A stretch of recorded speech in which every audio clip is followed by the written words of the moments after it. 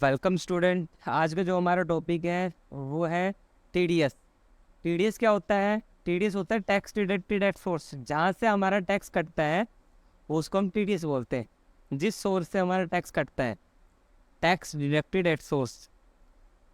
तो टीडीएस के कुछ नेचर ऑफ पेमेंट होते हैं, वो हम देखते हैं कि कहाँ कहाँ कैसे कैसे किस परसेंटेज में ये डिडक्ट होता है।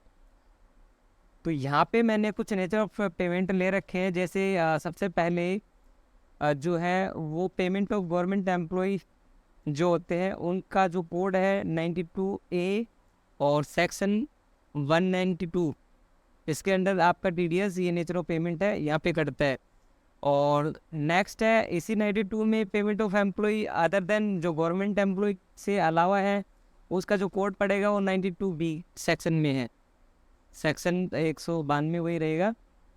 193 सेक्शन में इंटरेस्ट ऑन सिक्योरिटीज, सिक्योरिटी के ऊपर इंटरेस्ट, ये इसका कोड रहेगा। डिविडेंड जो आपके होते हैं, डिविडेंड के ऊपर भी टैक्स टीडीएस कटता है, ये उसका ये रहेगा।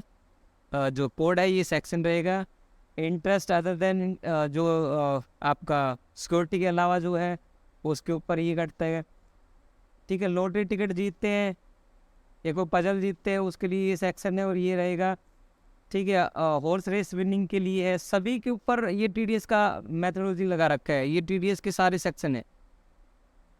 ठीक है, टोटली सेक्शन दिए गए हैं। ये मैं चैनल की डिस्क्रिप्शन में ये सारी चीज़ें डाल दूंगा, ये पढ़ लेना सभी सेक्शन वगैरह। और अब हम आते हैं प्रैक्टिकली डायरेक्ट। तो अब मैं क्या कर रहा हूँ कि मैंने एक फर्म है राम ट्रेडिंग, इसमें मैंने स्टार्टिंग में 5 लाख रुपए लगा के एक बिजनेस स्टार्टअप किया है। और उस बिजनेस में हमारे जितने एम्प्लॉय हैं उनको हम सैलरी देंगे, तो उसका टीडीएस काट के हम सैलरी कैसे देंगे वो हम देखते हैं। तो टैली में आ जाइए सबसे पहले और कंपनी क्रिएट कर लो। तो हम एक नई कंपनी क्रिएट कर लेते हैं। Create company messrs Ram trading. ठीक है, ये गुरुग्राम में है और हरियाणा में। ठीक है, बाकी डिटेल्स आपको डालनी है और एक्सेप्ट करवा दीजिए। एक्सेप्ट होने के बाद में जीएसटी के ऑप्शन को नो रखिए और नीचे आके टीडीएस को यस कर लीजिए। टीडीएस में सबसे पहले 10 नंबर मांग रहा है आपको।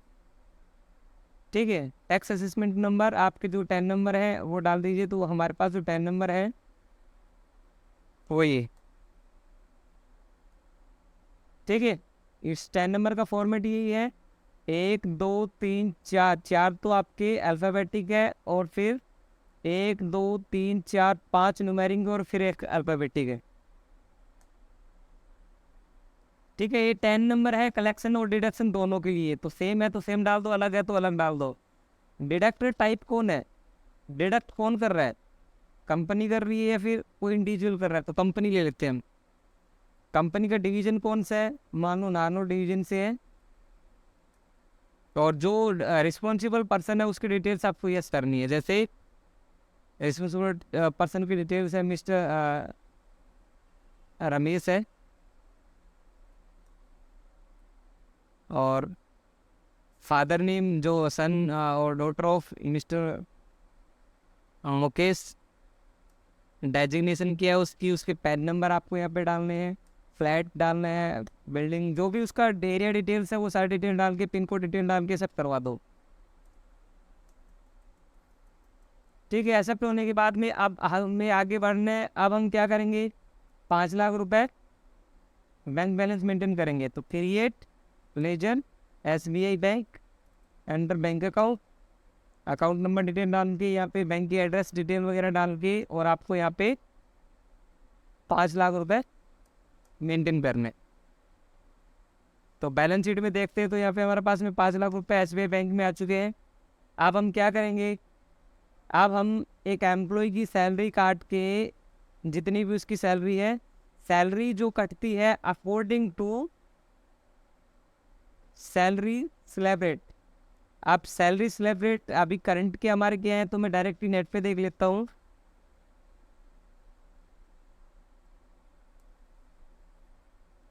Salary slab for financial year 23-24, इसके लिए सैलरी स्लैब रेट यही है कि 3 लाख तक की छूट है, 3 लाख तक कोई टैक्स नहीं है, 3 लाख से 6 लाख पे 5%, जो कि जिसकी इनकम 3 लाख से ऊपर हो जाती है उस पर उसके ऊपर 5%, 6 लाख से 9 लाख के बीच में 15,000 प्लस 10% इनकम के ऊपर 6 लाख तक के से ऊपर तक की जो है 10% आपका डिडक्ट होगा। 9 लाख से 12 लाख 45,000 प्लस में 15% टैक्स डिडक्ट होगा 9 लाख से ऊपर तक का। ये आपका इनकम टैक्स स्लैब रेट है। आप देखो अभी हमारे पास में एक एम्प्लॉई है जिसको हम सैलरी दे रहे हैं, तो उसका अभी हम TDS काटेंगे। कैसे काटेंगे? तो ये स्टेप हमारे पास में वाउचर में जाना है, गो टू वाउचर, जनरल में जाओगे और जनरल में जाने के बाद में यहाँ से आपको क्रिएट करना है सैलरी अकाउंट। सैलरी क्या है? Indirect expense. ठीक है, यहाँ पे TDS को अप्लीकेबल करना है आपको और यहाँ पे आपको क्रिएट करना है नेचर ऑफ पेमेंट जो अभी हम पढ़ के आए। तो यहाँ पे आपको डालना है सैलरी। सेक्शन कितना था सैलरी का? 192। वैसे मैंने लिख रखा है, कोड भी दे रखे थे वहाँ पे 192A। रेमिटेंस कोड भी दे रखा हो तो वो डाल सकते हो। इंडिविजुअल HUF है, उसका रेट क्या है विद पेन और विदाउट पेन? तो यहाँ पे मैं डाल देता हूँ 5%।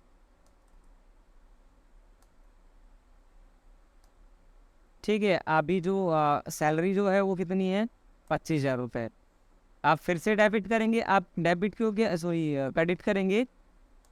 आप क्या करेंगे? हम आपका जो जिसको हमें पेमेंट करनी है, जिसको सैलरी देनी है, उससे हम सैलरी उसका टैक्स काट के उसकी सैलरी देखेंगे और टैक्स कितना बनना है, TDS कितना बनना है वो भी देखेंगे। तो यहाँ पे हम करेंगे मिस्टर रमेश सैलरी अकाउंट। ये क्या है? ये हमारे लिए होगी करंट लायबिलिटी, हमें चुकाना है ये पेमेंट। ठीक है, TDS को यस करना है। उस बाकी शॉर्ट में डाल रखा है मैंने CL करंट लायबिलिटी। और यहाँ पे आपको देखो ये कुछ ऑप्शन मिलेंगे डिडक्टिव टाइप, जैसे AJP आर्टिफिशियल जो आर्टिकल्स जुडिकल पर्सन होते हैं उनके लिए, या फिर आपका association AOP association of person है, BOI है बॉडी ऑफ इंडिविजुअल है पर्सन, वो कंपनी रेजिडेंस है या नॉन रेजिडेंस है। ठीक है, कोऑपरेटिव सोसाइटी है, रेजिडेंस या नॉन रेजिडेंस है, गवर्नमेंट एम्प्लॉई है, गवर्नमेंट एंटिटी है तो गवर्नमेंट में डाल दीजिए। इंडिविजुअल है, HUF है, HUF की फुल फॉर्म होती है हिंदू अनडिवाइडेड फैमिली। ठीक है, हिंदू अनडिवाइडेड फैमिली। रेजिडेंस या नॉन रेजिडेंस है तो हम हिंदू अनडिवाइडेड फैमिली इंडिविजुअल का रेजिडेंस ले रहे हैं। ये पर्सन, उस पर्सन का एड्रेस डाल दीजिए और नीचे आके उस पर्सन के पैन जो पैन नंबर पैन डिटेल्स डाल दीजिए। पैन नंबर कितने डिजिट के होते हैं?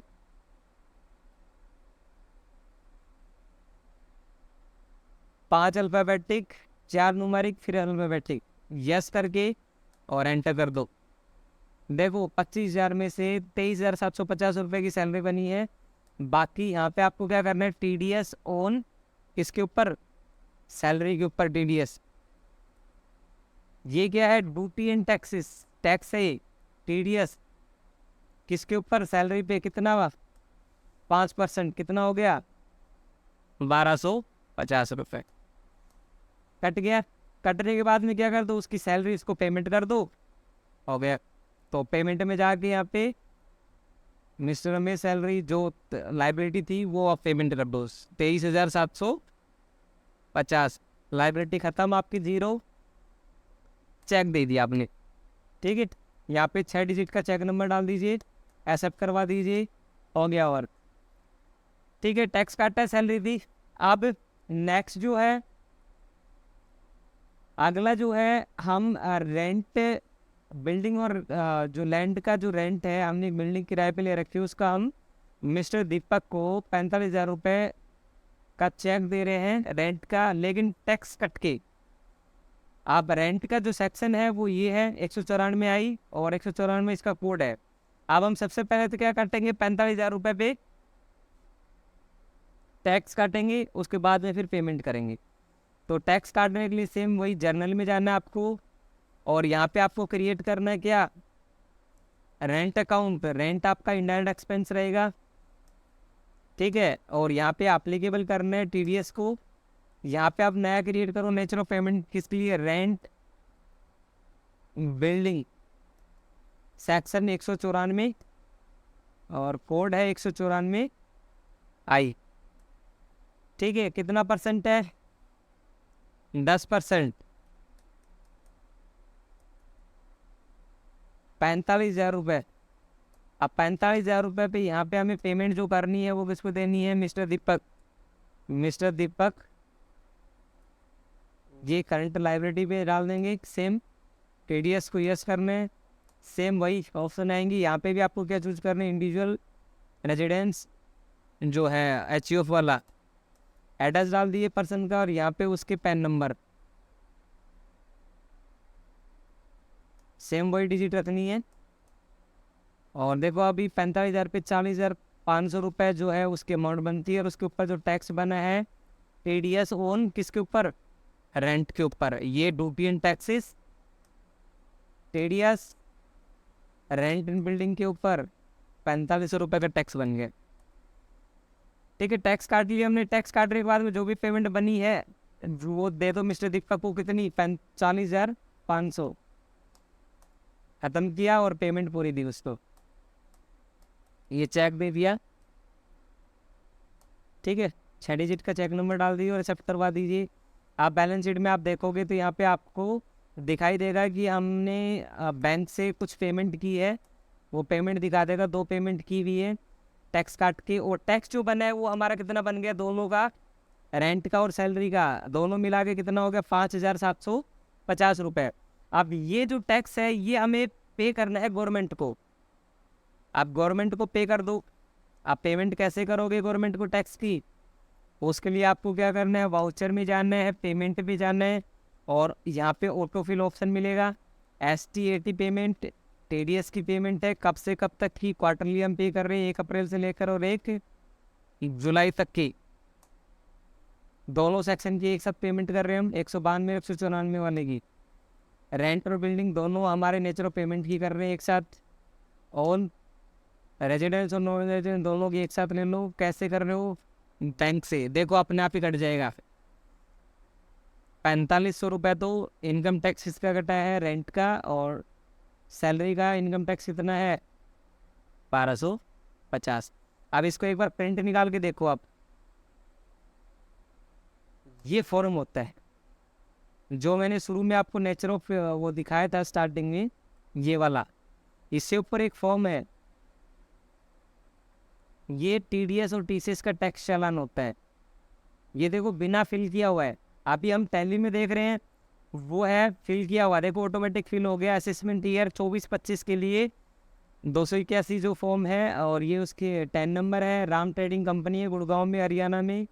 और इनकम टैक्स 4500 बना है किसका? सैलरी का, सॉरी उसका रेंट का। और नीचे आओगे ये बैंक रख लेगा, ये नीचे आप वाला आपको दे देंगे।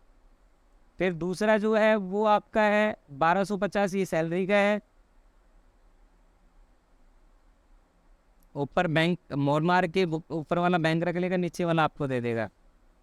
ये चालान होता है। ठीक है, एक्सेप्ट करवा दीजिए। अब आप देखोगे बैलेंस शीट में तो आपका जो टैक्स है वो पे हो चुका है।